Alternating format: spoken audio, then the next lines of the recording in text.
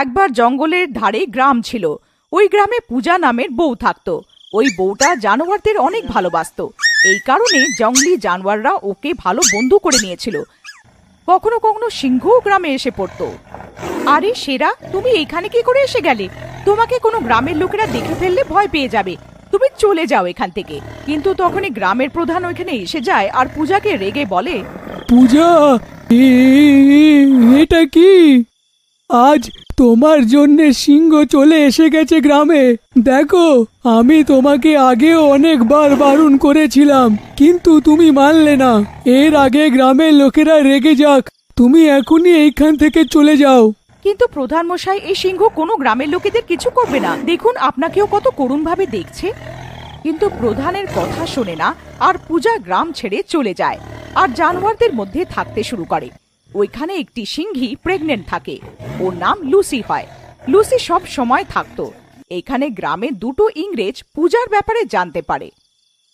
গ্রামের লোকেরা, আমরা শুনেছি এখানে কেন জঙ্গল গার্ল থাকে আর ও সিংহ বন্ধু। তোমাদের মধ্যেই যে কেউ আমাদের ওর সাথে দেখা করাবে, আমরা ওকে মালামাল করে দেব।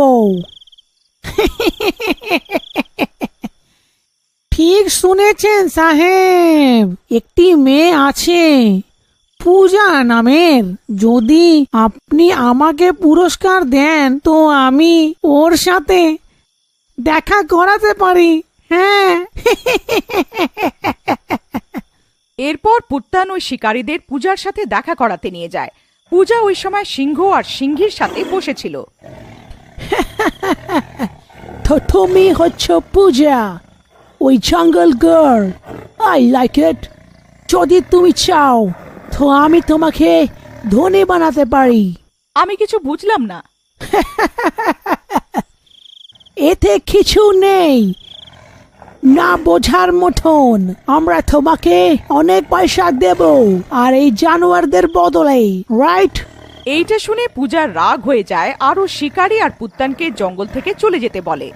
দেখুন, আপনারা যে কেউ হন, বেরোন এখান থেকে, না হলে আমার দুটো সিংহ আপনাদেরকে এখানেই ধনী বানিয়ে দেবে। তারপর তিনজন ওইখান থেকে চলে যায়, কিন্তু নিজের অপমানের জন্য রেগে থাকে আর পূজার থেকে প্রতিশোধ নেওয়ার কথা ভেবে নেয়। কি ভেবেছে এই মেয়েটা নিজেকে? আমি একে আর এই সিংহদের জ্যান্ত ছাড়বো না। আমার এত অপমান আগে কোনোদিনও হয়নি। ঠিক বলেছেন সাহেব, এই মেয়েটি তো অনেকই অসভ্য।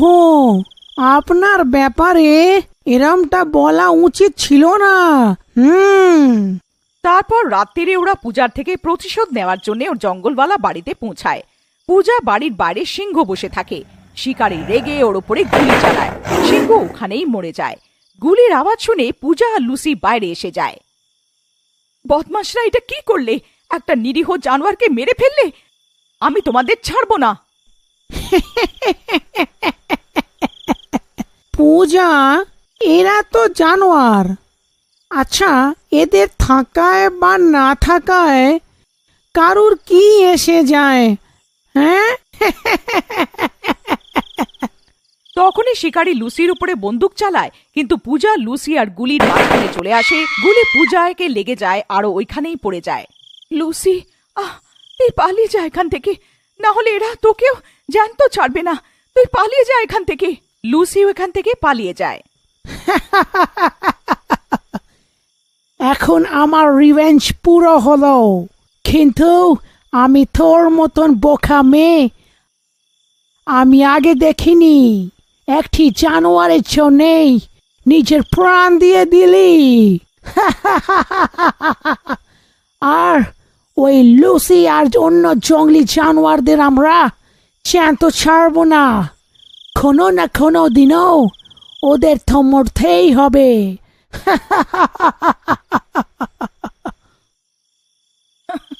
তোদের মতন বদমাশ এই কথা বুঝবে না।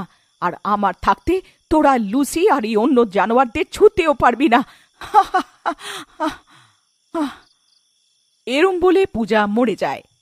আরে সাহেব, মনে হচ্ছে যে এ তো মরে গেছে। লোকেরা জানতে পারুক আমাদের একে পুঁতে দেওয়া উচিত। হ্যাঁ ছোট মুখ বড় কথা। তারপর ওরা মিলে পূজার সবকে পুঁতে দেয় আর ওইখান থেকে চলে যায়। তারপর রাতে বৃষ্টি হতে থাকে, জঙ্গল থেকে ভয়ানক আওয়াজ আসতে থাকে। লুসি ওই পোতা জায়গাতে এসে বসে পড়ে। তারপর মাটির থেকে আস্তে আস্তে ডাইনি বেরিয়ে আসে। ডাইনিকে দেখে লুসি অনেক খুশি হয়ে যায়।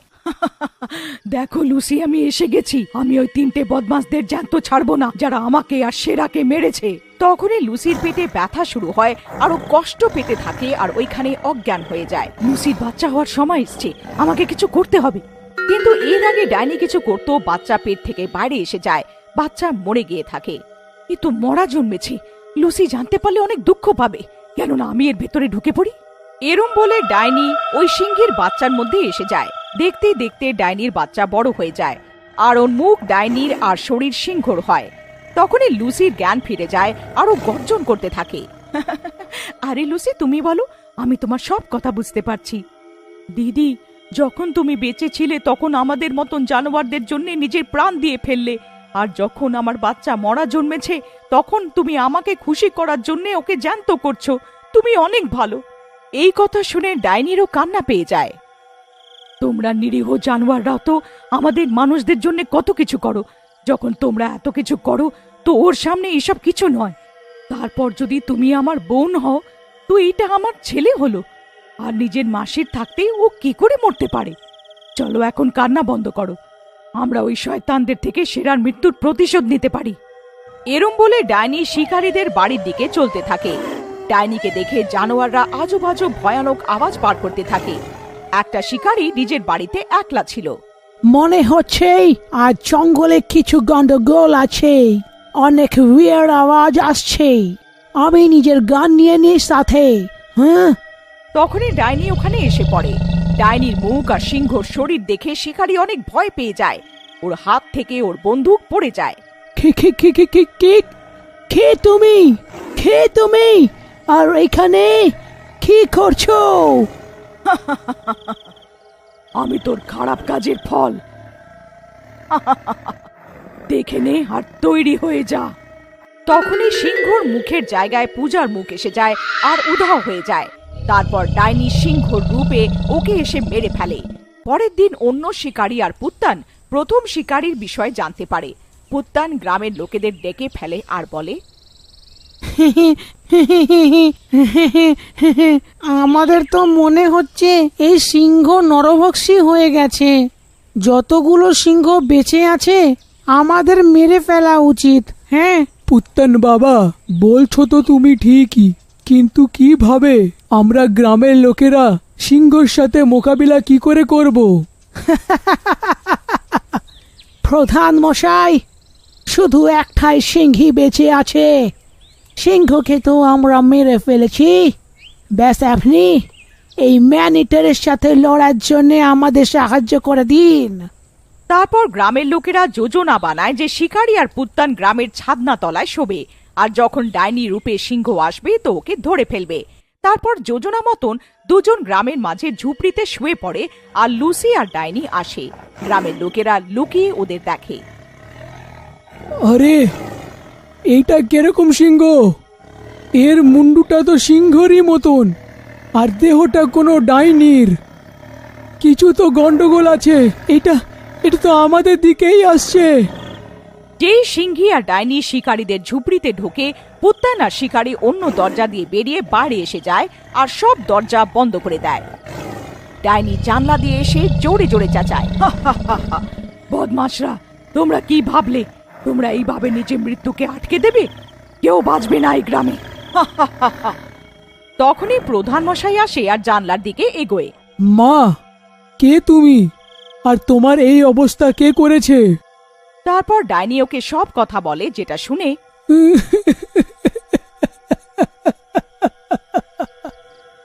পূজা মা, আমাদের ক্ষমা করে দাও। আমরা জানতাম না আমাদের জন্য তোমার প্রাণ চলে যাবে। আমরা তো ব্যাস ওই সিংহদের থেকে ভয় পেয়ে গেছিলাম, কিন্তু এই বদমাশদেরও এদের কর্মের ফল পাওয়া উচিত। শাস্তি পাওয়া উচিত। এরম বলে প্রধান ঝুপড়ির দরজা খুলে দেয়। লুসি আর ডাইনি শিকারি আর পুত্তানকে মেরে ফেলে। পূজা মা, এখন তোমার রাগ শান্ত করো। আমি আর গ্রামের লোকেরা তোমাকে দিব্যি দিচ্ছি যে এখন থেকে এই জঙ্গলি জানোয়ারদের কেউ শিকার করবে না। ঠিক আছে প্রধান মশাই। লুসি, আমি তোমার বাচ্চাকে জ্যান্ত করে যাচ্ছি। যখনই এর শরীর থেকে বেরোবো এ মরবে না। তুমি জঙ্গলে আরাম করে থেকো, আর যখনই দরকার পড়বে আমাকে ডেকে ফেলবে। তারপরে পূজা ওখান থেকে উধাও হয়ে যায়।